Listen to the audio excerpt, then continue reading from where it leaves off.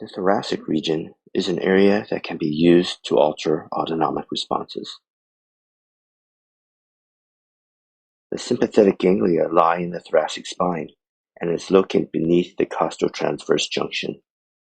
Although the position varies throughout the spine, it is generally located directly adjacent to the spinous process.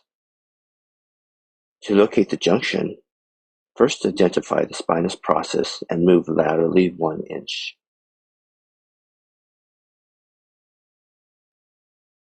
For this technique, the patient is positioned in prone. Various handholds can be utilized to place pressure onto the patient's thoracic spine.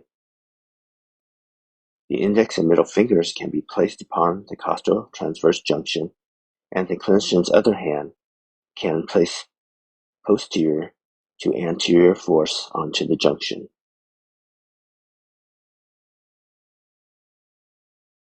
Following imparting pressure upon the T1 segment, the technique is repeated at T2 and progresses caudally throughout the thoracic spine until the T12 segment. This entire process is repeated multiple times until relaxation occurs. The clinician can also use the knuckles of one hand to place force onto the junction. For this handhold, the clinician will bend the index and middle fingers to produce a claw position. The dorsal aspect of the fingers or knuckle are used to impart the force upon the junction.